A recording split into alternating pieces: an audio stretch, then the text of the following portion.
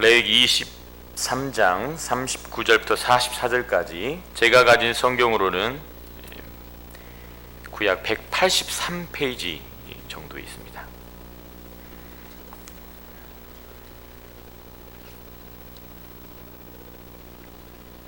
오늘은 제가 대신해서 읽도록 하겠습니다. 너희가 토지 소산 거두기를 마치거든 일곱째 달 15날부터 이레 동안 여호와의 절기를 지키되 첫날에도 안식하고 여덟째 날에도 안식할 것이요 첫날에는 너희가 아름다운 나무 실과와 종려나무 가지와 무성한 나무 가지와 신의 버들을 취하여 너희의 하나님 여호와 앞에서 이레 동안 즐거워할 것이라. 너희는 매년 이레 동안 여호와께 이 절기를 지킬지니 너희 대대의 영원한 규례라. 너희는 일곱째 달에 이를 지킬지니라. 너희는 이레 동안 초막에 거주하되 이스라엘에서 난 자는 다 초막에 거주할지니 이는 내가 이스라엘 자손을 애굽에서 인도하여 내던 때에 초막에 거주하게 한 줄을 너희 대대로 알게 함이니라. 나는 너희의 하나님 여호와이니라. 모세는 이와 같이 여호와의 절기를 이스라엘 자손에게 공포하였더라. 아멘. 오늘은 복음과 감사, 특별히 추수감사 주일을 지키고 또 한 주간을 저희가 지내면서 이 감사에 대한 말씀을 전하면 좋겠다, 그런 고민하던 차에 이 복음과 감사라는 제목으로 말씀을 전하려고 합니다.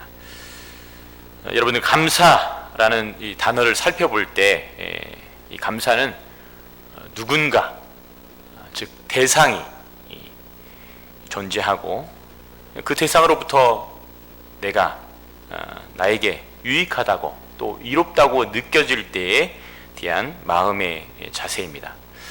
일반적으로 우리는 어떤 선물을 받았을 때거나 또 누군가의 도움을 받았을 때, 또 예를 들자면 아픈 병에서 고침을 받거나 또 위험한 상황에서 구출되었을 때 그런 나에게 유익한 상황, 또 이로운 상황, 그 상황의 크기에 따라서 감사의 마음도 느껴집니다.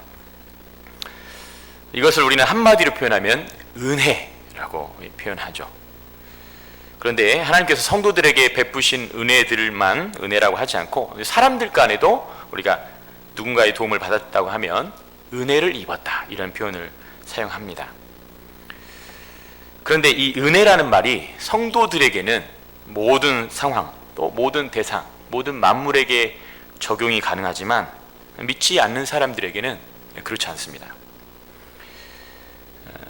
갑자기 이 코로나가 확산돼서 단풍 구경을 못 가신 분들도 계실 수 있지만, 우리가 일반적으로 사람들이 단풍 구경을 하러 이제 산을 가면 또 좋은 공기를 마시면 이게 뭐라고 말합니까? 아, 좋다, 아, 예쁘다, 또 아름답다, 이런 말을 표현하죠.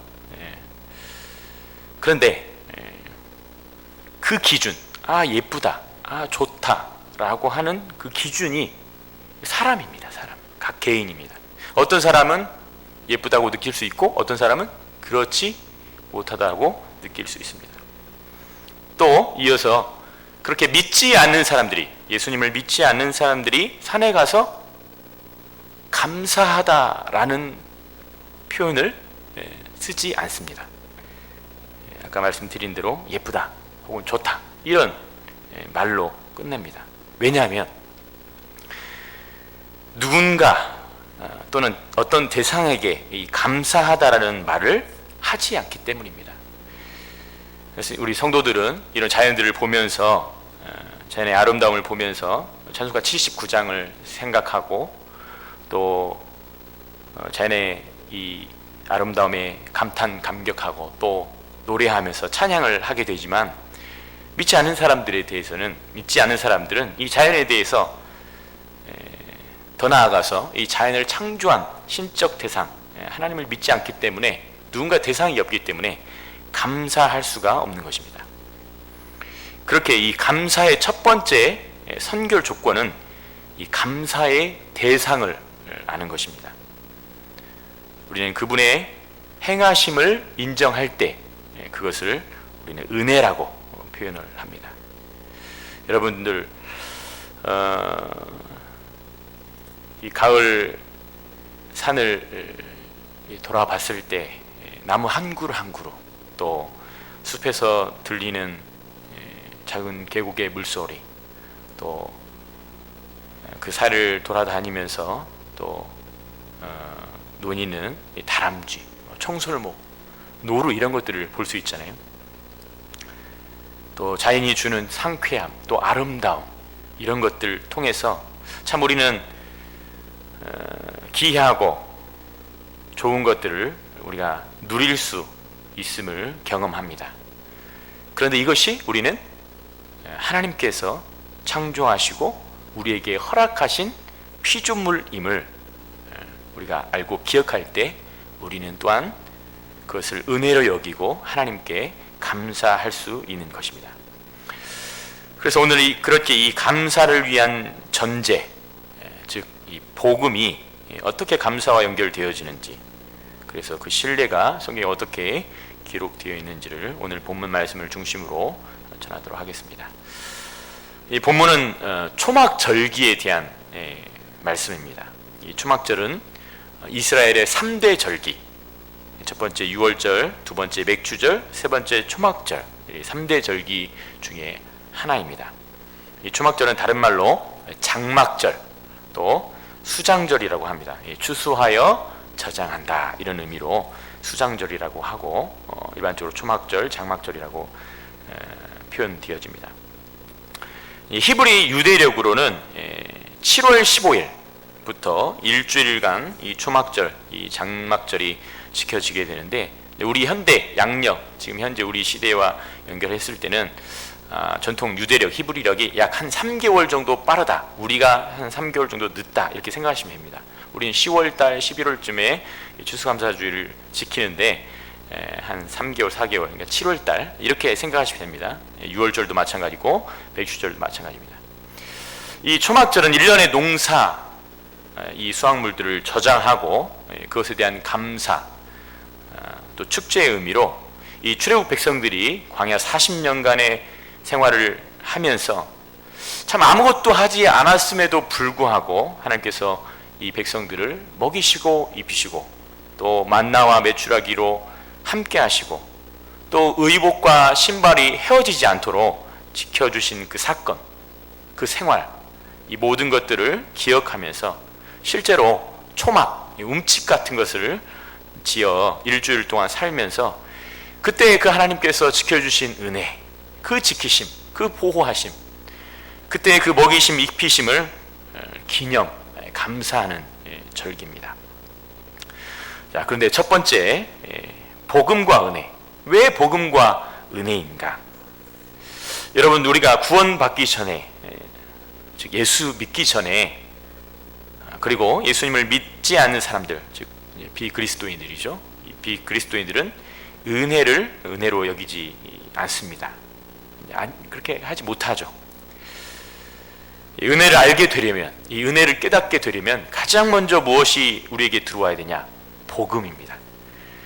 복음이 먼저 선포되어야 하고, 이 선포된 복음을 통해서 성령님은 우리 인간의 마음에 전인격적으로 작용하셔서 이 복음을 수납하도록, 즉 이 믿도록 역사하시는 것입니다. 이 복음의 선포는 가장 일반적인 방법으로 설교를 통해서 가능하고 또 성례를 통해서도 가능합니다. 또한 물론 이제 성경 읽음을 통해서도 우리에게 역사 작용하기도 하고, 좀 요즘 시대 같으면 라디오나 TV 방송을 통해서 이 복음이 전달되어지고 그 복음을 듣고 예수님을 영접하기도 합니다. 이 선포된 복음이 우리의 믿음으로 받아들여지고 신앙의 고백으로 표현되어질 때 우리는 예수 그리스도를 믿게 되어지는 것입니다. 그런데 이 복음, 즉 인간이 하나님의 창조주 되심, 그리고 인간은 이 하나님을 떠나 범죄함으로 인해서 타락하게 되고, 이 타락의 결과로 인해서 영원한 사망이라는 죽음으로 귀결되는데, 이 죽음에서 인간을 건지시기 위해서 하나님께서 독생자 예수 그리스도를 희생적 죽음의 대속의 피로 죄인이 깨끗하다 인침을 받고, 이것이 성령의 역사로 성도들에게 적용되고 하나님의 백성이 된다는 그 사실, 즉 우리가 주님을 구속주로, 하나님을 구속주로 믿을 때 우리는 구원을 받게 되는 것입니다. 그 고백을 우리가 매 시간마다, 또 매 주일마다, 매 예배 때마다 신앙 고백, 사도신경이라는 형식을 가지고 신앙을 고백을 하는 것이죠. 이 복음을 우리가 은혜로 받아들여질 때 우리는 감사할 수 있게 되는 것입니다. 오늘의 본문과 연결해서 말씀드린다면, 하나님께서 전적인 구원하심으로 인해서 이스라엘 백성들이 이 430년간의 애굽에서의 종살이를 청산하고 구원케 하셨습니다. 물론 이후에 40년간의 이 광야 생활을 겪게 되지만 하나님의 초자연적인 섭리, 이 보호하심과 인도하심 속에 이 이스라엘 백성들은 단 하루도 굶지 않고 헐벗지 않고 살게 되었습니다. 이 구원하심의 은혜를 아는 사람이 오늘 본문의 말씀, 이 절기, 이 초막절을 지키게 되는 것입니다.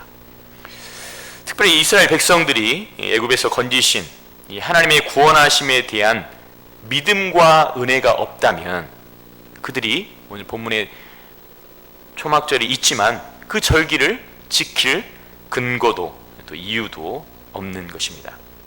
그렇기 때문에 성도들은 무엇보다 이 감사의 근거가 은혜에서 출발하는데, 이 은혜는 다시 우리가 죄인 되었음을, 그리고 우리가 그 죄인됨에서 우리를 구원하셨음을 고백하게 하는 복음에서 출발한다는 것입니다. 즉 복음 없이는 우리가 은혜를 인지하지도 깨닫지 못하고, 이 은혜 없이는 결코 감사가 성립되지 않고 또 감사를 노래할 수 없다는 그런 말씀입니다. 우리가 자연과 그 만물을 보면서 하나님께 감사한다는 것은 더 근본적으로 하나님께서 이 세상의 모든 만물을 창조하셨다는 사실, 즉 하나님께서 창조주 되심을 고백하는 것이 먼저입니다. 이스라엘 백성들도 한 해 농사를 짓고 가을에 수확을 하면서 이 모든 것, 창조주께서 주신 창조 질서와 섭리에 따라서, 또 그리고 그렇게 만든 자연적 이치와 이치에 따라서 농사되고 또 작물들이 자라난다는 것을 믿으며, 또 하나님께서 알맞은 시기에 알맞은 때에 비와 햇빛과 기온을 주셨기에 나무가 자라고 또 열매들이 맺어진다는 사실을 인정하고 믿는 것입니다. 그런데 이 창조주 되심, 하나님께서 이 창조주 되심은 결코 우리가 하나님이 구속주 되심을 인정하지 않고는 불가능한 것이고, 또 그렇게 구원받은 자만이 성령의 은혜로 하나님께서 창조주 되심을 믿고 고백하게 된다는 것입니다. 그렇게 본문에서 이스라엘 백성들이 이 초막 절기를 지키는 것, 또 마찬가지로 우리가 감사의 절기를 지킨다는 것은, 그러면서 감사할 수 있다는 것은 우리가 복음, 즉 하나님께서 우리를 예수 그리스도의 피로 구원하셨고 그분의 백성 삼으셨고 또 그분의 교회 삼으셨다라는 것을 전제로 가능한 것입니다. 그래서 이 은혜를, 이 복음의 은혜를 깨달은 자, 성도들이 하나님께 감사의 절기를 지켜가는 것입니다. 두 번째, 복음과 관점입니다. 그런데 이 복음의 은혜, 이 복음의 은혜의 근거에서 살아가는 사람들은 감사할 수 있게 되는데, 이 은혜와 감사 사이에는 어떤 작용이 이 중간에 포함됩니다. 이것은 바로 관점의 전환입니다. 관점의 전환이란 한마디로 말하면 어떤 일과 사건에 대해서 나의 관점이 아니라, 판단의 중심이 내가 아니라 하나님 중심으로 전환되는 것을 말합니다. 죄인된 인간은 모두 자기 중심적 가치 판단 속에서 모든 것을 판단하기 마련입니다. 세상의 중심이 자기가 되어 이 모든 것을 판단합니다. 그래서 그 어떤 것도 자신에게 이로우면 좋은 것이고 해로우면 좋지 않은 것으로 판단하게 됩니다. 그것이 죄악된 일이든 또 그렇지 않든 간에 자신에게 유익되면 좋은 것으로 받아들이고, 또 아무리 바르고 선한 길과 방법일지라도 자신에게 유익되지 않는다면 결코 쳐다보지도 않고 생각하지 못하는 게 바로 인간 죄인의 속성이라는 것입니다. 이것은 아담의 타락으로부터 시작된 것이고, 모든 인간의 이 속성 때문에 세계의 중심이 자신이 되어서, 또 자신이 법관이 되어서 정죄하고 판단하게 되는 것입니다. 여러분, 우리 스스로 조금만 생각해 보면 알 수 있습니다. 오늘 일만 우리가 되돌려 놓고 생각해 보면 우리가 했던 생각, 또 말, 또 행동이 얼마나 나 중심적이었는지를 금방 알 수 있게 됩니다. 혹 오늘 교회 오시기 전에 비 오는 모습을 보고 교회 가야 되는데 왜 비가 오지? 이런 생각을 하셨다면 관점이 아직 내 중심적 관점이다. 이것을 판단하시면 됩니다. 이렇게 생각하시면 됩니다. 비가 오네? 하나님께서 우리에게 은혜를 주시는구나 라고 생각이 될 때 그것은 하나님 중심적 관점입니다. 그런 모든 속성들, 모든 관점들을 봤을 때 내가 내 중심적 죄인된 속성 속에 살아가고 있는가, 아니면 하나님 중심적 속성 속에 살아가고 있는가를 발견할 수 있습니다. 자, 오늘 본문과 연관해서 생각해 보면 우리가 예수를 믿지 않았다면 이 한 해 농사 짓는, 그리고 농사 지어 저장하는 이 시기, 추수의 시기에 사실 우리는 감사의 절기를 지킬 필요도 없고, 또 이 모든 수고와 노력이 나의 능력과 성과로 이루어진 것으로 여길 것입니다. 대부분을 믿지 않는 사람들은 그렇죠.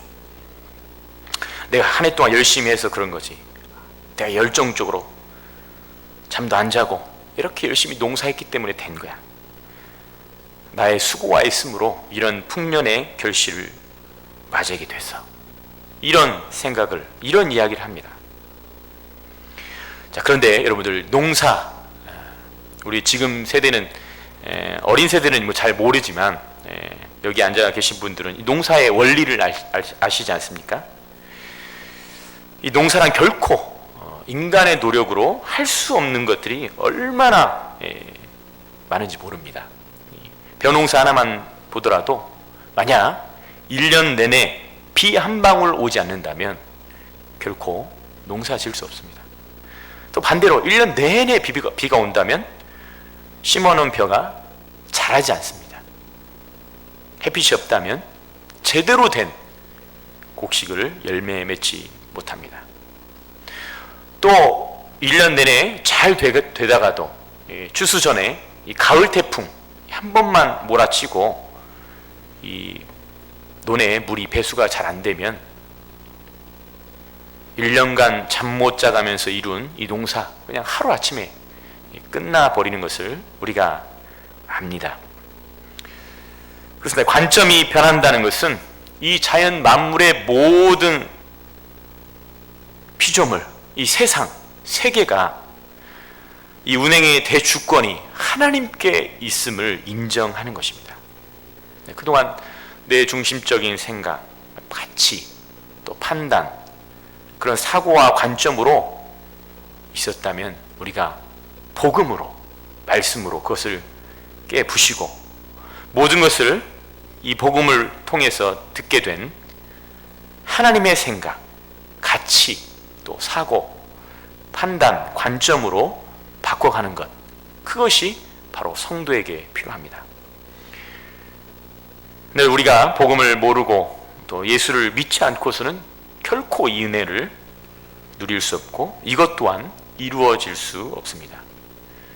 반대로 은혜를 받았다, 우리가 은혜를 입었다, 이런 말은 뭐냐? 다시 내 중심에서 하나님 중심으로 변화되어지기 시작한다, 이런 말입니다. 저는 여러분들 신앙적으로 성숙했다, 성경적 표현으로 예수 그리스도의 모습으로 닮아간다, 이 말이, 이 신앙적 관점이 점차 내 중심적인 관점에서 하나님 중심적인 관점으로 변해간다는 말로 표현하고 싶습니다. 우리가 처음 예수 믿었을 때, 복음을 처음 받아들였을 때 은혜를 받았지만, 믿는다고 고백을 하지만 또 하나님을 향한, 세상을 향한 관점이 여전히, 우리는 그때 초보적인 때에는 인간 개인 중심, 나 중심입니다. 그런데 우리가 점차 말씀을 깊이 깨달아가고 알아갈 때, 또 삶을 살아가면서 또 하나님과 하나님의 일하심을 우리가 경험하고, 또 그것이 다시 내 인격으로 되어져 갈 때 관점이 점차 하나님 관점으로 변해가는 것을 우리가 알 수 있습니다. 나의 생각과 판단, 또 나의 생각과 판단만 옳다, 또 최선이다, 절대적이다 라고 생각하는 곳에서 이제는 하나님께서 이 일을 통해서 어떻게 이루어 가실까? 이 일을 허락하신 이유가 무엇입니까? 이것을 시간을 두면서 하나님의 시선에 내 시선을 맞추어 사는 것, 또 하나님의 시선에 내 시선을 그곳에 두는 것, 그것이 바로 관점의 전환이자 신앙의 성숙입니다. 여러분, 이 관점의 변화 없이는 결코 감사의 과정으로 나아갈 수 없습니다. 여러분, 내 중심, 내 기준에 충족되지 않는데, 아직 불만족한데 어떻게 감사가 표현될 수 있을까요? 그러나 반대로 우리가 하나님의 관점으로 본다면 나의 삶과 나의 삶의 어려움과 고난도 감사로 변화될 수 있음을 우리가 성경의 많은 인물들을 통해서, 특별히 사도행전의 바울을 통해서 우리가 알 수 있지 않습니까? 이스라엘 백성들도 출애굽해서 참 처음에는 좋아하다 감사하다가 노래까지 지어 부르다가 광야 생활을 지내기 시작하면서 얼마나 많은 원망과 불평을 쏟아내고, 그러다가 다시 이제 애굽으로 돌아가자는 어처구니 없는 말을까지 하며 당을 지었던 모습을 우리가 성경에서 보지 않습니까? 그런데 그 순간에도 신앙의 성숙한 유인들, 특별히 여호수아와 갈렙은 이 가나안 땅 정탐 시에 인간의 관점이 아니라 하나님의 관점으로 바라봤기에 가나안 땅 거민들이, 그 장대한 거민들이 자신들의 밥이다라고 고백할 수 있었던 것입니다. 여러분, 이 관점의 변화, 즉 내 관점에서, 인간 중심적 관점에서 하나님 중심적 관점으로 바라보는 것, 이것이 은혜가 감사로 연결되어지는 통로입니다. 세 번째로 복음과 감사입니다. 여러분, 복음의 말씀이 선포되어지고 이것이 우리에게 구원의 은혜로 여겨지고 또 일상의 은혜로 삶을 살아갈 때 우리의 눈높이가, 이 죄인된 눈높이에서 점차 하나님의 눈높이로 변해가는 것을 우리가 느낄 수 있습니다. 그 하나님의 눈높이로 변화되어져 가는 과정, 물론 우리가 이 땅에서 완전히 하나님의 눈높이로 변화될 수는 없지만 그렇게 성장해 가는 과정, 그것이 저는 바로 신앙의 성숙, 또 성경에 말하는 대로 성화라고 표현할 수 있습니다. 그런데 이 성숙의 과정, 성화의 과정이 겉으로 드러나는 것이 바로 무엇이냐? 바로 감사인 것입니다. 그런데 다시 이 복음 없이는 결코 감사가 이어지지 않습니다.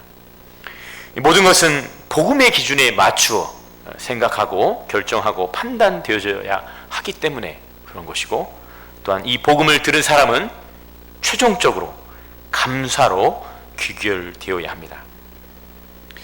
아직 신앙의 초보인 상태인 사람들은 일반적인 감사들만 이야기할 수 있지만, 신앙의 진보가 있고 신앙의 성숙을 이루은 사람들은 감사하지 못한 상황들 속에서도 감사할 수 있는 마음을 갖게 됩니다. 여러분 엊그제 담임 목사님께서 말씀하신 그로 시작하는 6가지 감사 기억하십니까? 그러니까 감사, 제목만 말씀드립니다. 여러분들 주보에도 있습니다.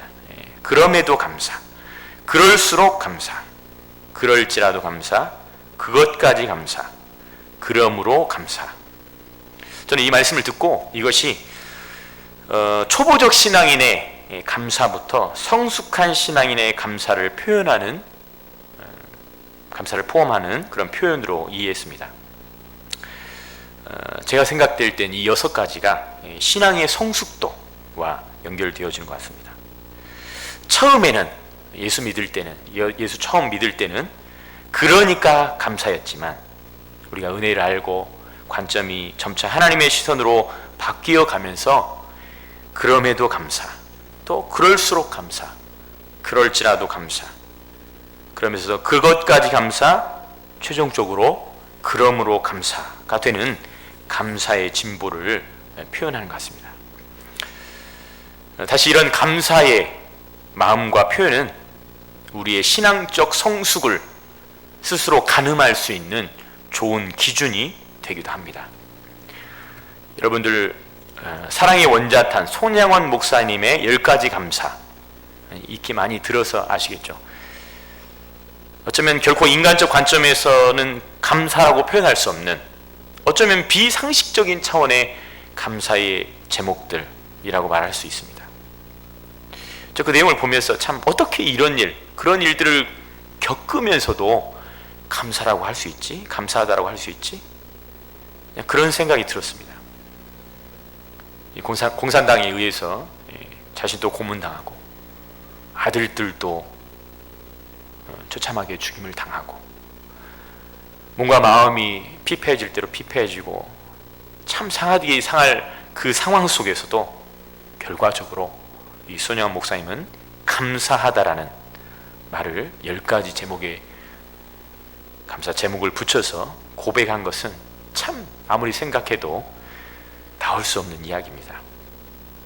그럼에도 그의 관점은 이 모든 것, 겪어진 그 상황들, 죽음의 상황, 처참한 그의 상황 속에서도 그것을 은혜로 여기고 인간적 관점으로 보지 않고 하나님의 관점으로 그것을 보았기 때문에 감사할 수 있었던 것입니다. 자, 오늘 본문에 이스라엘 백성들도 이 본문 말씀은 출애굽해서 광야에 있을 때 주신 말씀입니다. 물론 이 광야 생활을 시작할 때이긴 했지만 광야는 광야입니다. 그런데 하나님께서 이 절기를 말씀하시면서 영원히 지킬 규례라고 이렇게 말씀하시고 매번 드리는 번제 말고도 또 다른 번제를 드리라고 명령하십니다. 그런데 출애굽기 12장 38절에 보면 이스라엘 백성들이 출애굽해서 나올 때, 탈출할 때 수많은 잡족과 또 양과 소, 심이 많은 가축과 함께 나왔다고 합니다. 그런데 16장 3절에 보면 출애굽한 지 불과 한 달 만에 그들의 고백이 이렇습니다. 이제 먹을 것이 없어서 이집트의 고깃가마가 생각난다. 그래서 우리가 다시 애굽으로 돌아가자. 이런 말을 했습니다. 그러니까 그런 상황이니까 하나님께서 고기가 없으니까 메추라기를 보내셔서 그것으로 영양을 보충하게 하신 것입니다. 근데 우리가 좀 생각해 보겠습니다. 매번 드리는 번제 말고도 초막절에 또 다른 번제를 드리라고 명령합니다. 여기에서 더 나아가서 40절 말씀을 한번 보세요. 너희가 아름다운 나무 실과와 종려나무 가지와 무성한 나뭇가지와 신의 보드를 취하여 너희 하나님 여호와 앞에서 이레 동안 즐거워할 것이다. 이렇게 말씀합니다. 자, 여기 어디라고 말씀하십니까? 지금 말씀을 받은 곳이 광야입니다. 광야. 물도 없고 풀도 없고 아주 가끔 시뜸나무 같은 그런 나무, 아주 간혹, 쉽게 말하면 사막이나 벌판 정도로 생각하시면 됩니다. 그런데 이렇게 하나님께서 말씀하시는 것입니다.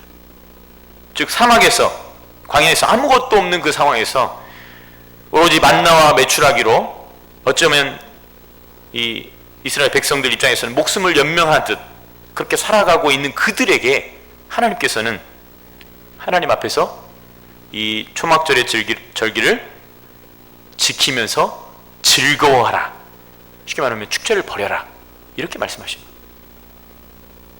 이 말도 안 되는 말씀을 하나님께서 주례로 만든 것입니다. 여러분, 이런 상황이라면 어떻게 될까요?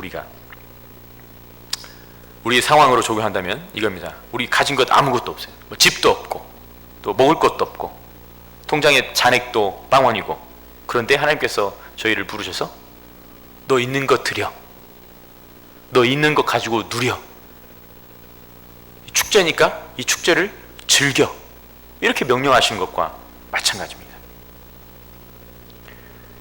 그런데 이것이 어떻게 가능하냐? 아무것도 없는 그 광야에서 어떻게 가능하냐? 복음으로 가능한 것입니다. 출애굽 후 이 광야에서 이 말씀을 모세가 받을 때, 그리고 백성들에게 이 말씀을 선포했을 때, 그곳에는 광야였기 때문에 초막절, 이 수장절을 결코 지킬 수 없습니다. 후에 40년 후에 가나안 땅에 입성했을 때 그곳의 소산을 통해서만 지킬 수 있는 절기입니다. 이것은 다시 말하면 광야, 이 나그네 세상에서 너희가 이 풍성함을 지금은 누릴 수 없지만 최종적으로 가나안 땅에 입성하게 되면 그곳에서 이 절기를 지킬 수 있게 된다라는 복음의 메시지인 것입니다. 이 기대, 이 소망을 이스라엘 백성들이 품고 광야의 생활을 버티고 견디고 또 감사할 수 있게 된 것입니다. 비록 40년이나 지나고 이 출애굽 1세대는 죽고 그 다음 세대 2세대들만 요단강을 건너서 가나안 땅에 들어갔지만 이스라엘 백성들은 가나안 땅 입성 후에 이 절기를 지킬 수 있게 된 것입니다. 여러분, 복음은 우리로 하여금 현재의 또 지금의 이 땅의 시선을 두도록 하지 않고 앞으로의, 미래의, 하늘의 시선을 두도록 합니다. 그래서 현실의 광야 같은 이 어려움과 고난의 생활, 또 나그네 생활 속에서도 감사의 생활이 가능하도록 만드는 것입니다. 더군다나 신약의 우리는, 신약 시대를 살아가고 있는 우리는 이 모든 것을 성취하시고 또 이루신 그 예수님으로 인해서 그 하나님 나라를 현재 이 땅에서도 맛보고 또 경험하고 살아낼 수 있는 은혜를 허락하신 것입니다. 그렇기에 우리는 이 복음의 결과로서 감사의 고백을 하게 되는 것입니다. 결론을 맺겠습니다.